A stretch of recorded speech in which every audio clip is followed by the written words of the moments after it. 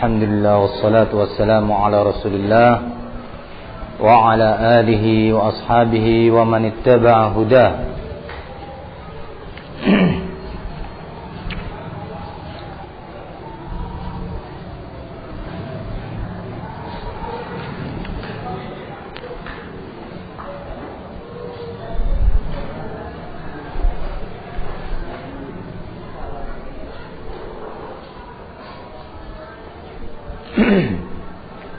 Kita lanjutkan pembahasan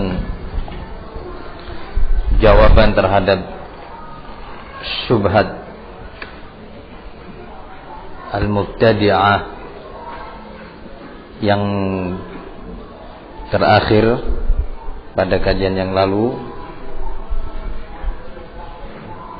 Nah, qala al-muallif rahimahullahu ta'ala wa min ad-dalil 'ala dhalika aidan ما حكى الله تعالى عن بني إسرائيل مع علمهم وصلاحهم أنهم قالوا لموسى اجعل لنا إلها كما لهم آلهة وقالوا أناس من الصحابة اجعل لنا ذات أنواط فحلف النبي صلى الله عليه وسلم أن هذا مثل قول بني إسرائيل لموسى اجعل لنا إلها.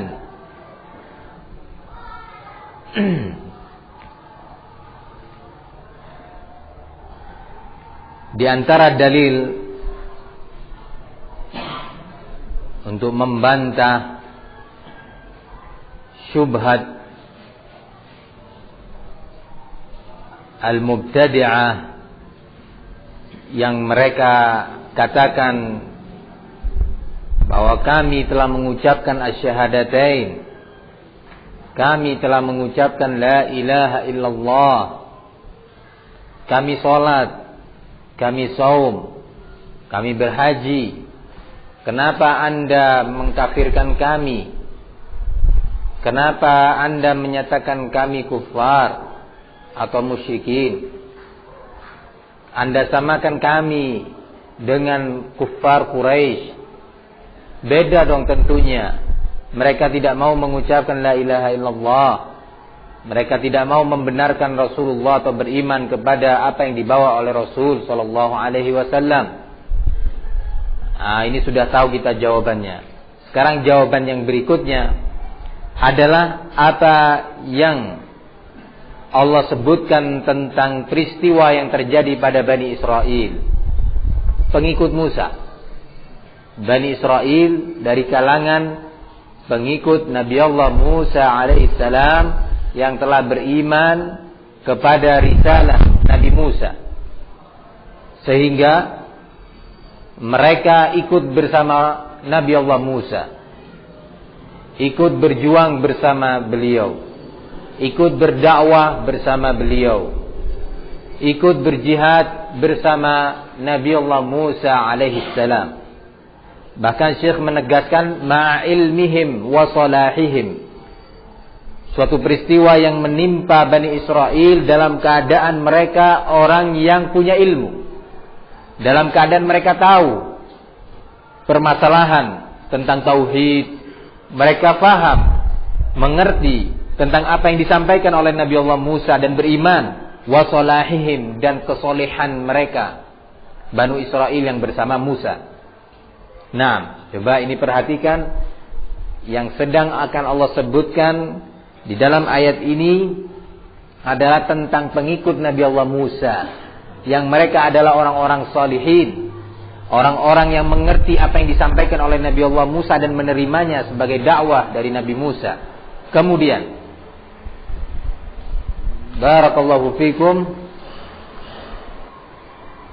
annahum qalu li Musa, mereka berkata kepada Nabi Musa, mereka berkata kepada Nabi Allah Musa, mengajukan suatu permintaan. Suatu permintaan yang mereka mengira bahwa permintaan ini masih dalam koridor yang diperbolehkan. sesuatu yang masih lumrah untuk dilakukan.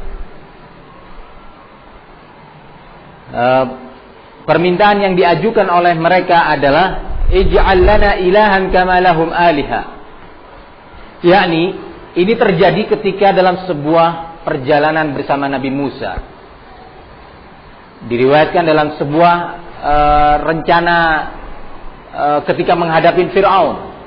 Ketika menghadapi Fir'aun dan pengikutnya. Nah, di saat itu para pengikut Musa ini ketika sampai di suatu tempat, sampai di suatu daerah, mereka menyatakan kepada Nabi Musa, mengajukan permintaannya. Wahai Nabi Allah Musa, tolonglah jadikan bagi kami ilah. Yang dimaksud ilah di sini adalah sesuatu yang bisa dimintai barokah, sesuatu yang bisa dijadikan sebagai wasilah untuk melancarkan, memudahkan keinginan-keinginan mereka, mengantarkan mereka kepada keselamatan yang akan lebih didengar oleh Allah Subhanahu wa taala. Mereka mukminin ini. Mereka mukminin. Nah, tapi Allah beri nama mereka sebagai ilah. Kama lahum aliha, sebagaimana mereka juga dari pengikut Fir'aun ada beberapa perkara yang mereka jadikan sebagai tempat mengail dan mengais barokah. Nah, ini permintaan siapa? Pengikut Nabi Allah Musa kepada Nabi Musa. Qala ba'da dzalik wa qawlu unasin minas sahabah, dan pernyataan sekelompok orang dari kalangan sahabat Rasul sallallahu alaihi wasallam. Dan subhanallah, ucapan yang disampaikan oleh sebagian sahabat Rasul ini juga terjadi dalam sebuah perjalanan ke medan tempur, dalam sebuah perjalanan jihad. Subhanallah, sekian kejadian ini menunjukkan tentang bahwa mereka adalah orang-orang yang saleh. Apa yang mereka nyatakan? Mereka meminta kepada Rasulullah, ij'al lana dzati anwad kama lahum dzatu anwad. Ya Rasulullah, jadikanlah kepada kami ini atau untuk kami sebuah dzatu anwad, sebagaimana orang-orang musyrikin juga memiliki dzatu anwad. Dzatu anwad ini adalah sebuah pohon yang diyakini oleh musyrikin mengandung barokah, di mana orang-orang musyrikin kalau mau bertempur mereka menggantungkan pedang-pedangnya, tombak-tombaknya, panah-panahnya di pohon tersebut dengan keyakinan bahwa mereka akan mendapatkan barokah, pedang-pedangnya akan diberi barokah ya, oleh Allah Subhanahu wa taala melalui perantara pohon yang dikeramatkan itu. Loh, kok bisa pohon dikeramatkan? Macam-macam sebabnya. Khurafat-khurafat yang terjadi di kalangan Quraisy, termasuk isu yang disebarkan oleh seorang tokoh mereka bahwa Latta yang telah meninggal itu ternyata ruhnya masuk ke sebuah batu besar. Ini barakallahu fikum syubhat yang disebarkan atau di antara syubhat yang disebarkan di kalangan Quraisy pada waktu itu. Salah satu tokoh mereka, ketika kita tahu bahwa Quraisy itu sering melakukan perjalanan pada waktu syita dan saif. Di waktu saif mereka pergi ke mana? Ke Syam. Nah, di Syam itu mereka bertemu dengan berbagai macam orang di dunia yang berdatangan dari penjuru dunia, datang dari Eropa, datang dari India, datang dari berbagai macam. Nah, yang datang ke tempat tersebut berdagang. Nah, sampai akhirnya orang-orang Quraisy mulai mengenal atau berkenalan dengan orang-orang Majusi, orang-orang Hindu yang datang dari India. Nah, lah akidah ini tadi dibawa dari hasil pertemuan orang-orang Quraisy dengan orang-orang Majusi dan animisme pada waktu itu. Pulang ke Makkah dengan membawa akidah tersebut. Sampai disebarkanlah isu di Makkah bahwa sebenarnya Latta itu tidak mati, tetapi ruhnya sekarang sedang masuk ke sebuah batu. Akhirnya batu itu diibadahin oleh sebagian Quraisy. Loh, karena mereka ada tarikat-tarikat juga. Ada tarikat-tarikatnya mereka itu. Ada sekian kelompok di antara mereka. Ada sekian versi. Di dalam khurafat-khurafat mereka sebagaimana terjadi sekarang di kalangan muslimin. Ada yang menyatakan, oh ini dulu sebabnya begini kejadiannya. Tetapi di daerah lain menyatakan, oh enggak, itu kejadiannya begini sebenarnya.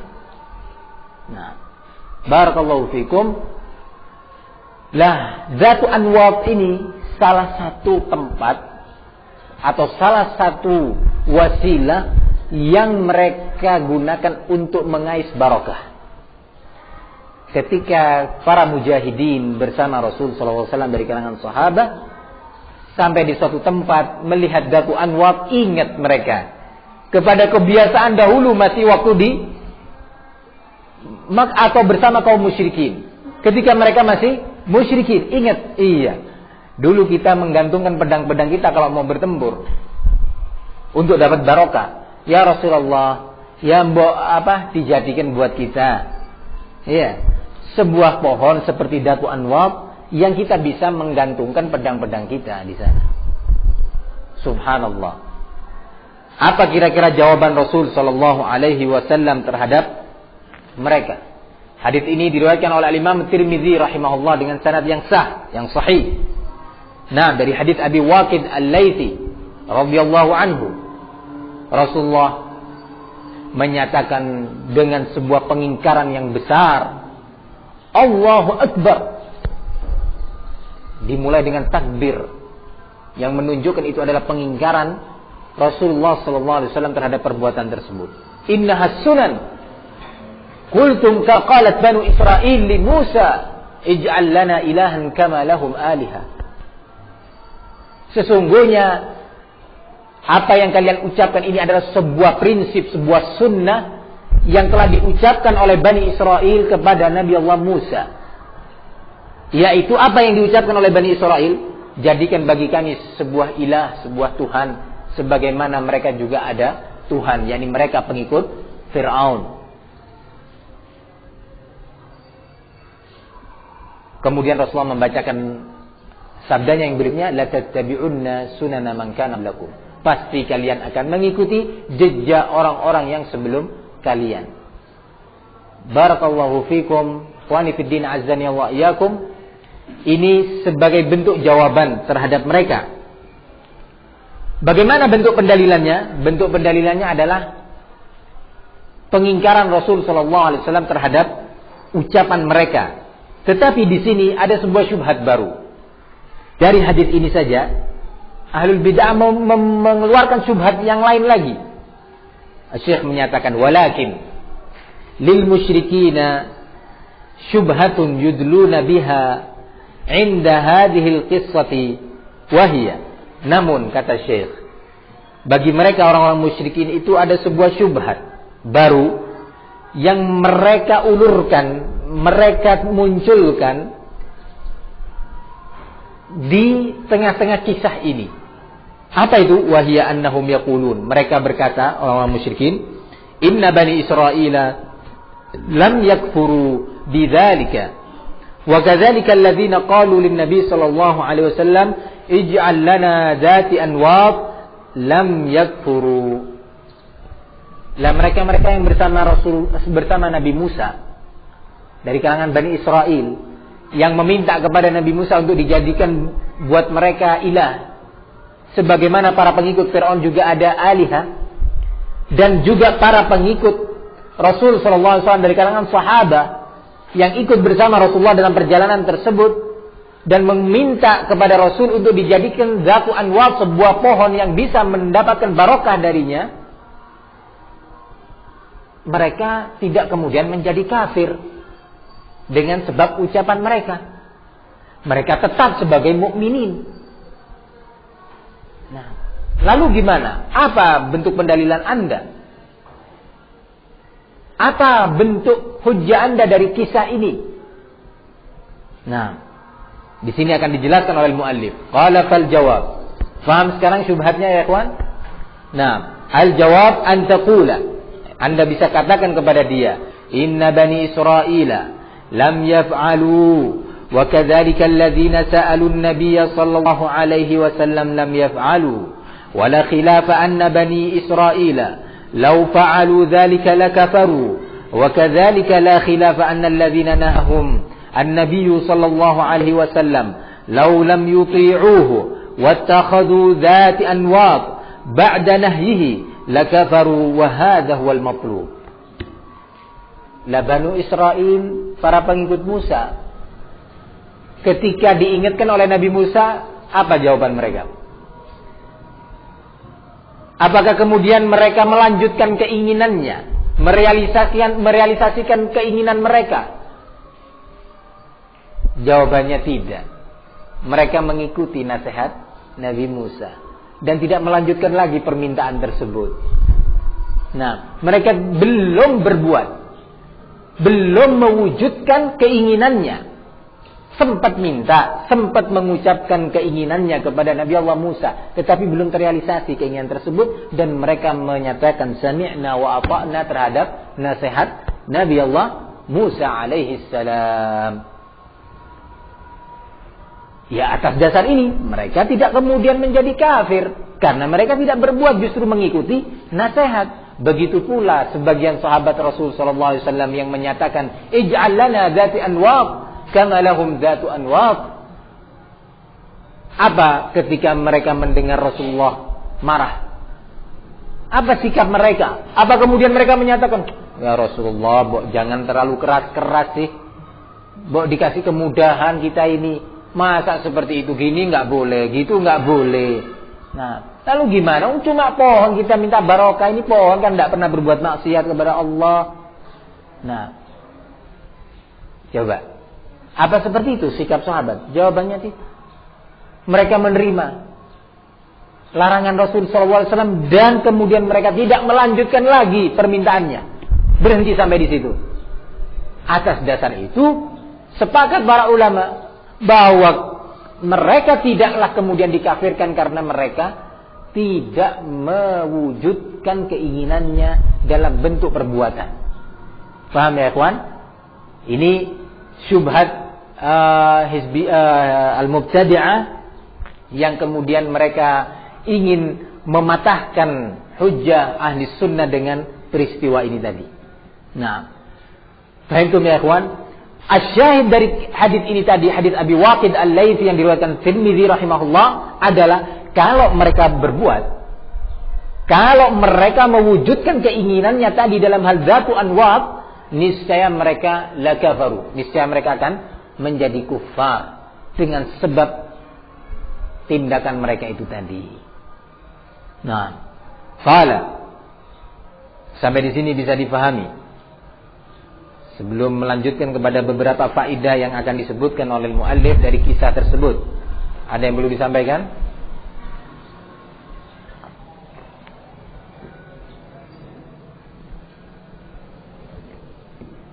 Naam, alhamdulillah.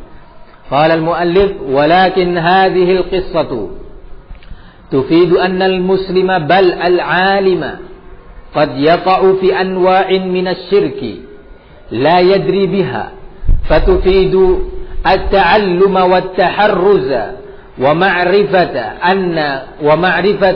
أن قول الجهال التوحيد فهمناه أن هذا من أكبر الجهل ومكايد الشيطان. Namun kata beliau, di balik kisah ini ada beberapa faedah. Yang pertama, faedahnya itu adalah bahwa seorang muslim yang sudah berislam, bal al-alim, bahkan kadang-kadang seorang yang berilmu, Bukan sekedar muslim, muslimnya plus lagi. Punya ilmu dia. Qad yaqa'u fi anwa'in minasyirik. Bisa saja dia jatuh kepada beberapa perbuatan syirik. Baik dalam bentuk ucapan atau dalam bentuk keyakinan atau sudah sampai pada tingkatan perbuatan.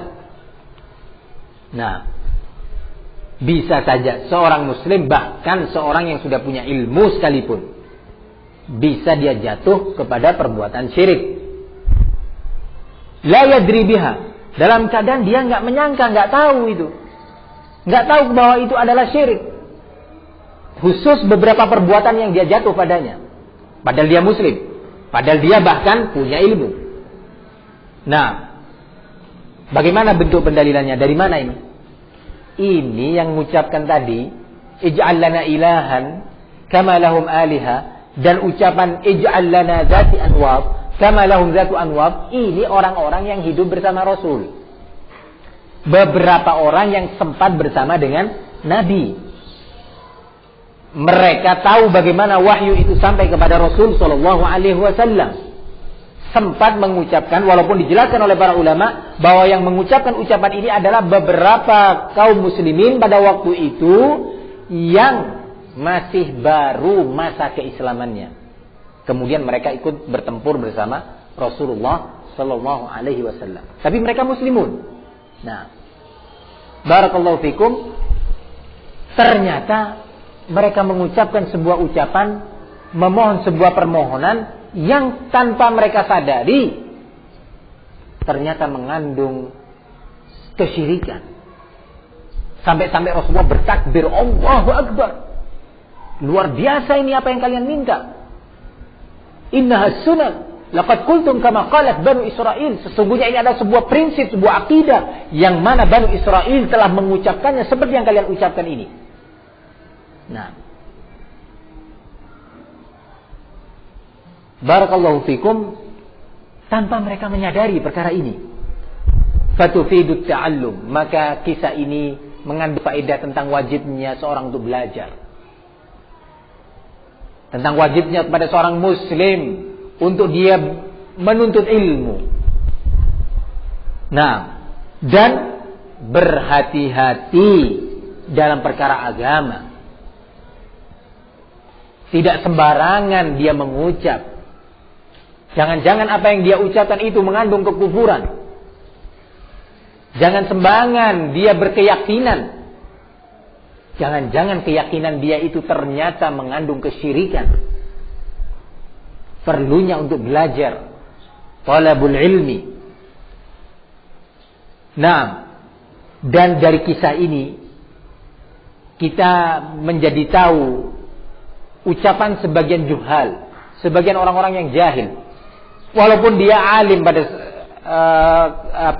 di pandangan umat, tetapi dia jahil. Ucapan sebagian mereka yang menyatakan at-tauhid fahimna. Kalau tauhid kami sudah paham. Tauhid gampang ya akhi. Nah, tauhid itu dibagi 3. Uluhiyah, rububiyah, dan asma wa sifat. Apa itu tauhid uluhiyah? Ifradullah bil ibadah. Apa itu tauhid rububiyah? Ifradullah bil khalqi wat tadbiri wal mulk. Apa itu tauhid asma wa sifat? Ifradullah bima yakhtassu bihi min al asma wal husna wa sifatil ula. Bisa dia jawab.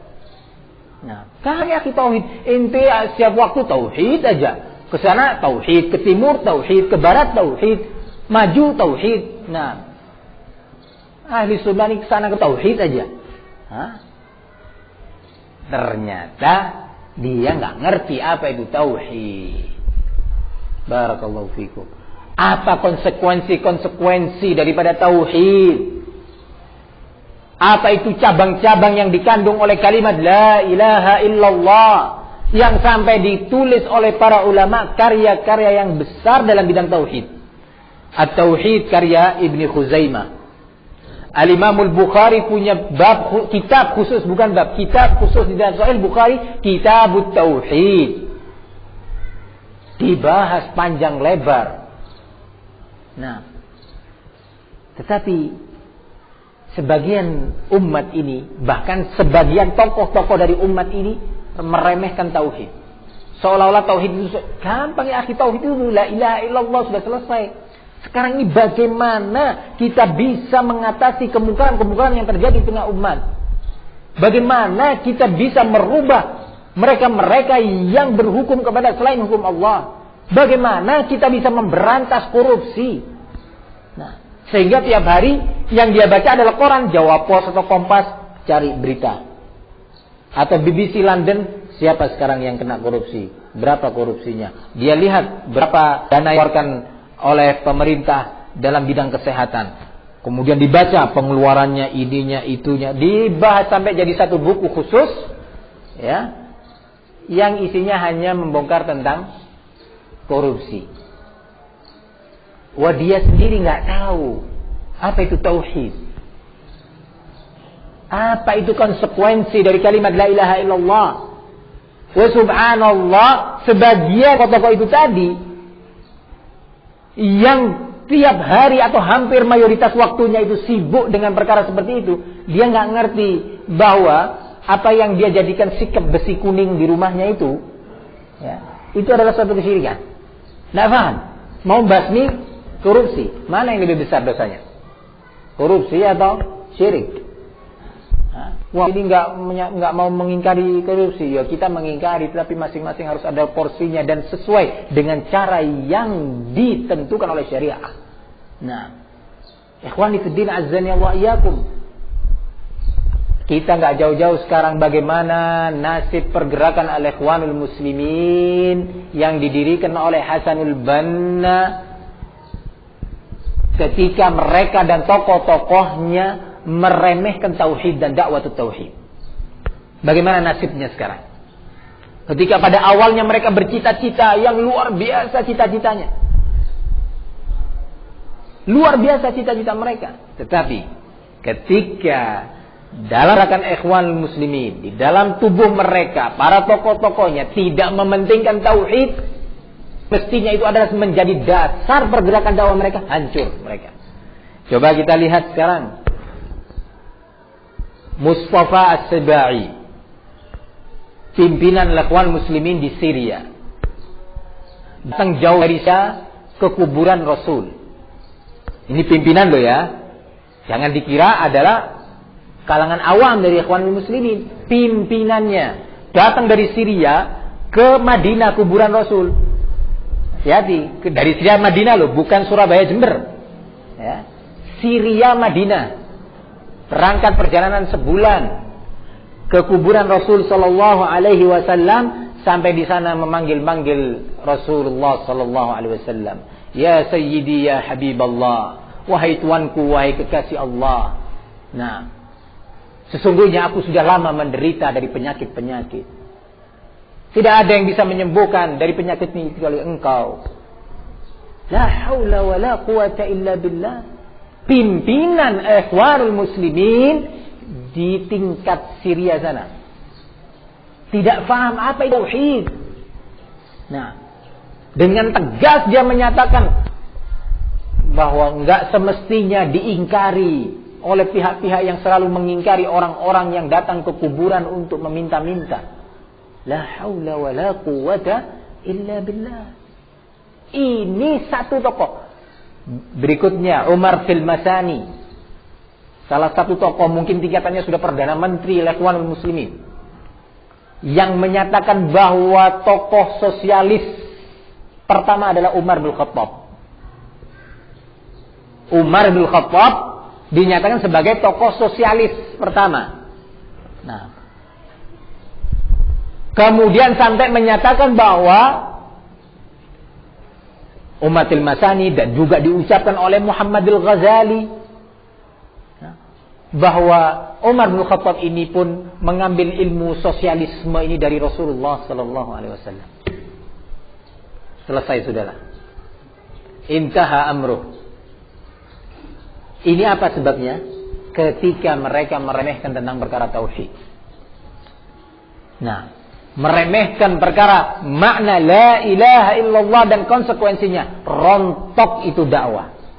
Nah, apa sekarang dihasilkan oleh Ikhwanul Muslimin? Coba sebutkan satu.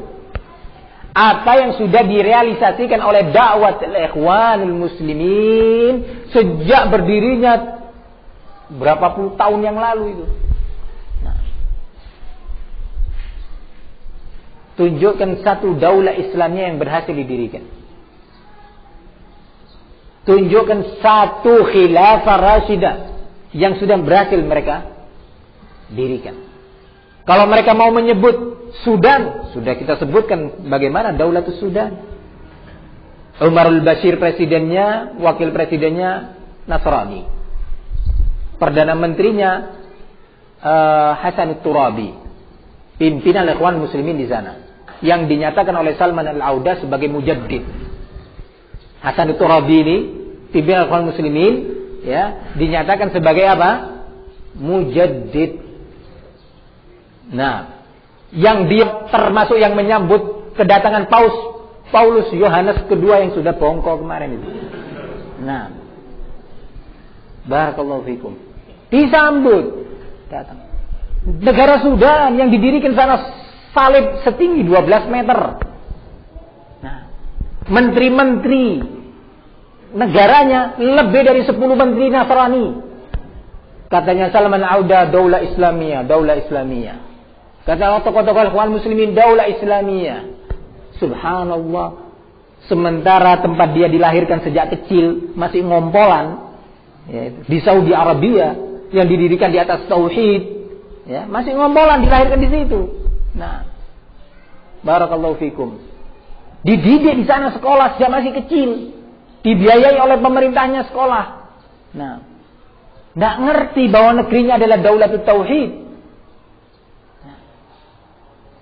Justru mencaci maki negerinya, mencaci maki ulamanya, dinyatakan antek-antek Amerika, budak-budak Amerika. Subhanallah. Ini ketika sebuah dakwah tidak lagi didasarkan kepada tauhid. Ketika mereka telah meremehkan tauhid. Nah, hancur. Kalau mereka mau bertanya, antum ahli sunnah yang selalu menjerit-jerit tentang tauhid, mana yang sudah kalian realisasikan? Oh, gampang kami menjawabnya.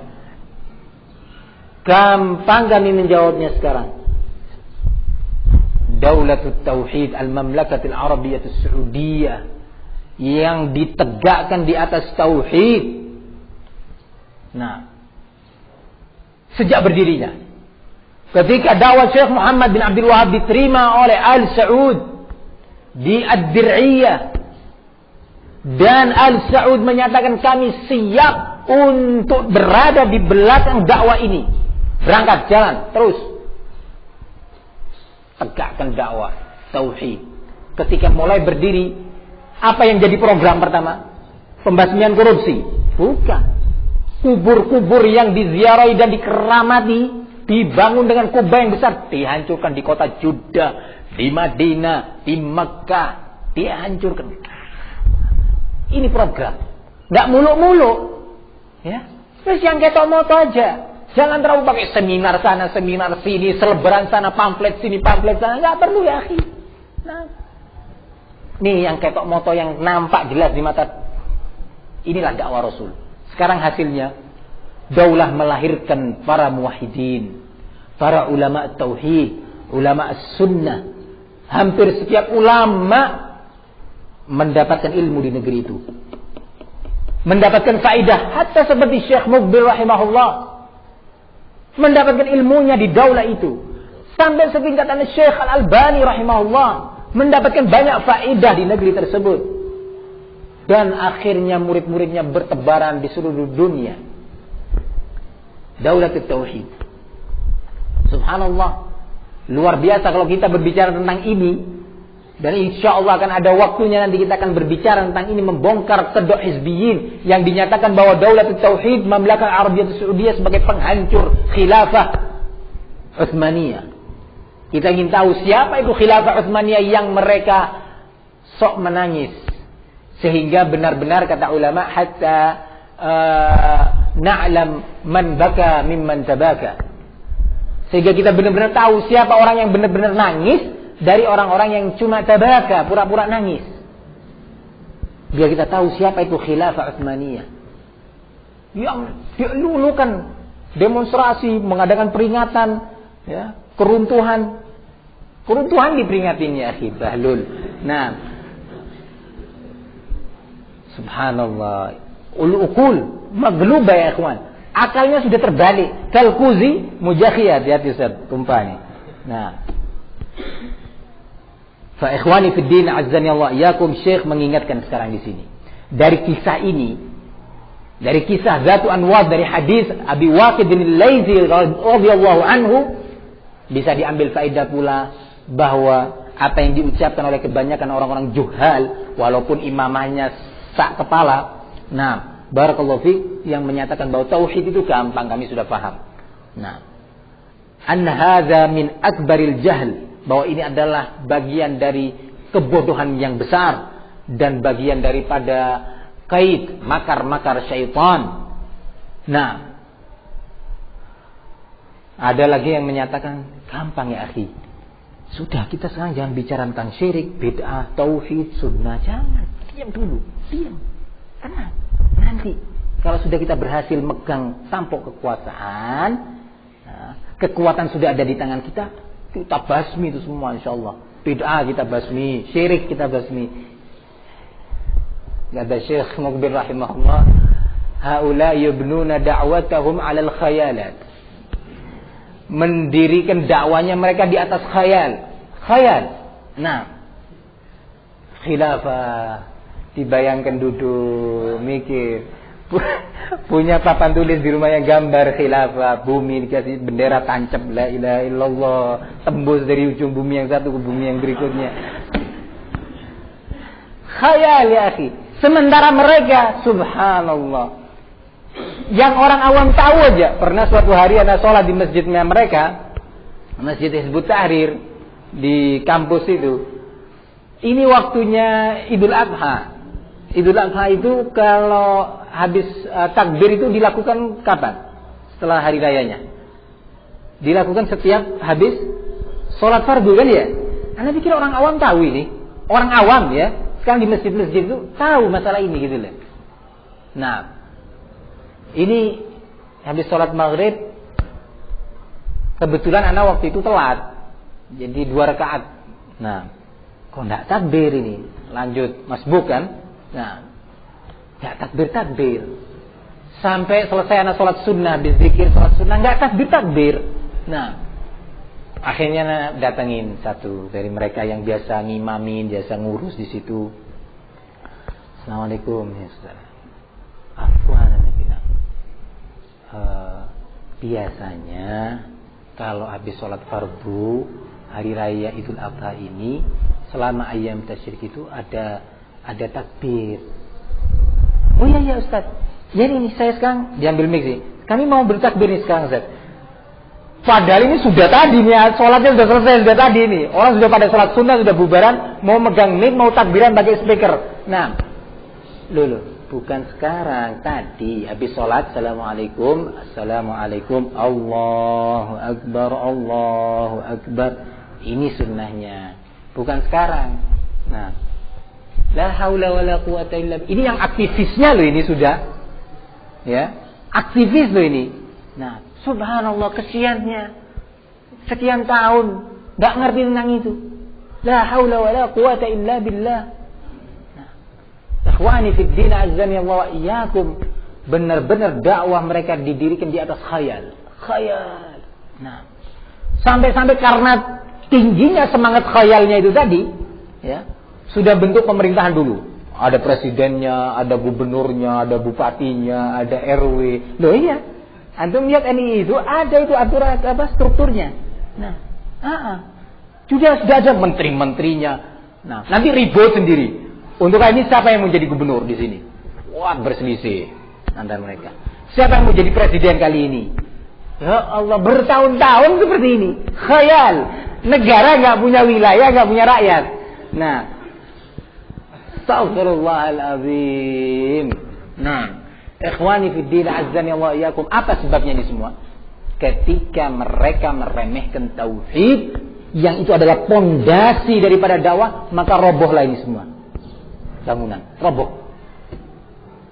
Nah, qala al-muallif rahimahullah, Wa tufidu aidan anna al-muslim al-mujtahid idza takallama bi kalamin kufrin wa huwa la yadri fanubbiha ila dhalika wa taba min sa'atihi fa innahu la yakfur kama fa'ala banu Israil walladzina sa'alu an-nabiyya sallallahu alaihi wasallam. Faedah yang kedua sekarang. Tadi selesai dari faedah yang pertama. Nah, apa itu faedah yang pertama? Bahwa seorang muslim, bahkan mungkin yang punya ilmu sekalipun, bisa jatuh kepada perbuatan syirik tanpa dia merasa, tanpa dia tahu bahwa itu adalah syirik. Dan sekaligus bantahan terhadap ucapan sebagian juhal yang menyatakan tauhid gampang, kami sudah paham kok, tidak berat. Nah, yang kedua adalah faedah yang kedua, bahwa seorang muslim yang beristihad, jika dia mengucapkan suatu ucapan kekufuran, ucapan mengandung kekufuran, wa huwa la yadri, dalam keadaan dia tidak tahu bahwa itu mengandung kekufuran. Nah, fanubbiha ila dzalik, kemudian dia diingatkan, dinasehati, ditegur bahwa ini ucapan Anda mengandung kekufuran, hati-hati. Wa taba min sa'atihi, kemudian dia bertaubat di waktu itu. Ketika mendengarkan nasihat, dia menyatakan astagfirullah, jazakallah khair ya akhi atas nasihat inti, atas tegurannya. Ana enggak paham ini. Barakallahu fiik. Nah, fa innahu la yakfur, sesungguhnya dia tidak kemudian menjadi kafir dengan itu. Walaupun ucapannya sudah ucapan kekufuran. Sebagaimana yang dilakukan oleh Bani Israel dan sebagian sahabat yang mengucapkan atau meminta kepada Rasulullah permintaan mereka. Ini faedah yang kedua. Seorang mujtahid, jika dia keliru mengucapkan suatu ucapan yang mengandung kekufuran, dan ketika dia diingatkan, ya, baik diingatkan melalui orang, ya, ataupun dia ingat sendiri tahu, misalkan dengan membaca buku, ya, atau yang lainnya, tiba-tiba dia tahu bahwa ini adalah kekufuran atau kesyirikan, kemudian dia bertobat, maka tidak kemudian divonis sebagai kafir. Yang ketiga, faedah wa tufidu aidan. Jadi setiap ada kalimat wa tufidu itu faedah. Faedah pertama, kedua, dan ketiga. Anna law lam yukaffar fa innahu yughalladu alaihi al-kalamu taghlidan syadidan kama fa'ala Rasulullah sallallahu alaihi wasallam. Kalau seandainya mereka tidak divonis dengan vonis kekufuran akibat perbuatan dia tadi, maka minimalnya adalah diperkeras sikap kepadanya, diperkeras nasihat dan teguran untuknya. Nah, sekali lagi ini menunjukkan bahwa tidaklah Rasul Shallallahu Alaihi Wasallam mengeneralisir setiap permasalahan untuk kemudian semua disikapi dengan lembut, untuk semua kasus disikapi dengan jangan ya, jangan gitu om, keliru kamu itu, keliru, jangan gitu, nggak baik. Yang kan sekarang yang ada di benak muslimin itu Rasul seperti itu ya. Rasulullah tuh jalan senyum. Ketemu, assalamualaikum. Ada orang berbuat mungkar, jangan ya, jangan gitu, nggak baik gitu. Nah, jangan diulangi. Itu yang ada di benak muslim ini seperti ini. Nah, kalau disebut bahwa Rasulullah itu uswatun hasanah, yang tergambar itu sosok Rasul yang tersenyum, masya Allah baik, pemurah itu. Nah, nggak pernah disampaikan kepada mereka bagaimana Rasulullah yang ketika beliau marah melihat kemungkaran. Dari sekian kisah itu termasuk kisah hadis Abi Waqid al-Laythi ini tadi. Rasulullah ketika mendengar ucapan ini sebagian sahabat ini, dan ini dalam pertempuran, kalau menurut madhabnya ikhwan muslimin, jangan diingkari. Jangan, ini akan menimbulkan perpecahan. Barisan mujahidin bisa melemah. Jangan, biar nanti suatu waktu dia akan tahu. Biar, yang penting mereka kan sama-sama la ilaha illallah. Sampai di senjatanya itu, di AK-47-nya itu ada bendera tertulis la ilaha illallah, benderanya bendera hitam lagi. Nah, kenapa bendera hitam? Nanti kita akan ada bahasan tentang ini, insyaallah. Barakallahu fikum, tertulis la ilaha illallah, saking semangatnya ya. Tapi kalau mau bertempur, ambil kuburannya, tanah kuburan Sayyidah Fatimah atau Sayyidah Zainab atau siapa, taruh di sabuknya diikat. Nah, barakallahu fikum. Ketika mau ada yang mengingkari, menasihatin masalah ini, mendakwai mereka, wah, dituduh ini pemecah belah, ini Wahabi, pemecah belah umat yang bisa membuat lemah barisan mujahidin. Ketika terjadi di Afghan, sampai ujung-ujungnya dibunuhnya Syekh Jamilur Rahman rahimahullah, pimpinan ahli sunnah wal jamaah dalam jihad Afghanistan melawan komunis Rusia. Syekh Jamilur Rahman rahimahullah adalah salah satu ulama di negeri Afghanistan pada waktu itu yang dia berjihad, tapi kata beliau tidak boleh meninggalkan dakwah. Jihad tapi tidak boleh meninggalkan talabul ilmi. Nah, tauhid, sunnah, sehingga di daerah Kunar, provinsi Kunar di Afghanistan itu yang telah dikuasai oleh Syekh Jamilur Rahman dan ahli sunnah dari kalangan mujahidin Afghanistan, sebagian Afghanistan dan mujahidin dari negara Arab dan yang lainnya pada waktu itu sudah mulai diterapkan syariat Islam. Kuburan-kuburan diratakan, kubah-kubah itu dibongkar, tauhid, pelajaran-pelajaran, ya, halaqah-halaqah ilmiah tersebar di sana sini di daerah Kunar. Hizbiyun, Ikhwanul Muslimin, Sufiyah, Rafidah, kelompoknya Hikmatyar dan Burhanuddin Rabbani, dan yang lainnya sakit hati dan menyatakan ini pemecah belah umat ini pemecah belah barisan mujahidin. Sampai ada seorang ikhwani, ya, barakallahu fikum, dengan teganya dia menghabisi Syekh Jamilur Rahman, habis nyawanya. Dan dengan tega kelompok-kelompok hizbiyin itu tadi, Ikhwan Muslimin, JI-nya, Jamaah Islamiyahnya, kemudian Rafidhahnya, kemudian Sufiyah dan tarekat-tarekatnya, yang mereka punya senjata lengkap. Kalau di sini kan tasbih tok. Iya, di sana Sufiyah punya ini juga gitu lah. Nah, barakallahu fikum. Itu dihabiskan Kunar. Ribuan muwahhidin meninggal dunia. Dan dengan tegas mereka menyatakan, idzan tahaina minasyuyu'iyyin bada'na bikum ayyuhal wahhabiyun. Ketika sudah selesai kita menghadapi komunis Rusia, maka kami akan memulai menghabisin kalian untuk yang berikutnya, wahai Wahabi. Barakallahu fikum. Sejak itu carut-marutlah medan pertempuran jihad Afghanistan. Masing-masing berebut kekuasaan, masing-masing mengklaim, masing-masing begini, yang Syiahnya begini, yang Sufinya begini, yang Jamaat Takfir pengikut Bin Laden begini, yang pengikut Hikmatyar begini, terus antar mereka saling mengarahkan senjatanya. Ketika kapan? Ketika tauhid telah dimusuhi. Nah, jadi jangan berhayal kalau tauhid tidak bisa direalisasikan, maka ketahui semua itu adalah khayal. Nah, ikhwani fid din, azzani Allah wa iyyakum. Lah, Syekh Jamilur Rahman pada waktu berusaha mengingkari perkara ini, mereka menyatakan tidak, jangan diingkari. Ini dalam masa jihad sekarang. Coba lihat kisah Jatu Anwar ini terjadi di waktu jihad. Ya, Rasulullah marahnya gak tanggung-tanggung, dimulai dengan takbir, Allahu Akbar. Innaha sunnah, qultum kama qalat Banu Israil. Ikhwani fid din, azzani Allah wa iyyakum. Ini perkara bagian daripada contoh tauladan Rasulullah sallallahu alaihi wasallam sebagai uswah. Nah, jadi uswah hasanahnya Rasul itu bukan hanya ketika Rasulullah tersenyum, ketika Rasulullah membantu pekerjaan istri di rumah. Kan itu yang disebut ya di pengajian-pengajian. Bukan itu. Bukan hanya itu. Itu bagian daripada lingkaran dinil Islam ini. Tapi ambillah uswatun hasanah ini.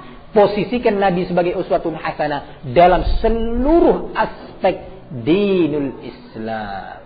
Wallahu ta'ala alam bisawab. Ini beberapa faedah yang bisa diambil dari hadis Abi Waqid Al-Laythi sebagai salah satu jawaban terhadap syubhat mereka. Kesimpulannya bahwa hadis ini menunjukkan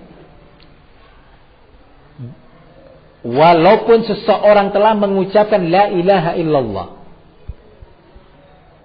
dia telah beramal dengan amal salihah, bukan hanya sholat dan saum saja, bahkan ikut berjihad.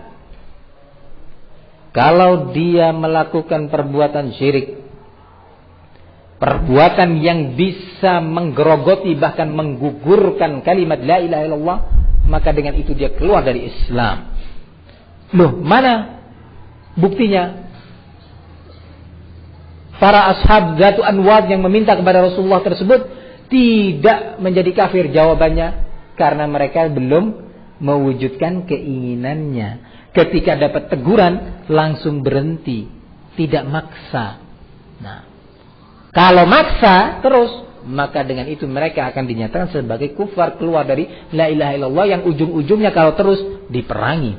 Sebagaimana diperanginya Banu Hanifah, sebagaimana diperanginya para murtadin yang lainnya. Fahimtum ya ikhwan? Ini wallahu taala alam bisawab. Sampai di sini kajian kita. Wassallallahu ala nabiyyina Muhammad wa ala alihi washabbihi wasallam. Alhamdulillahirabbil alamin.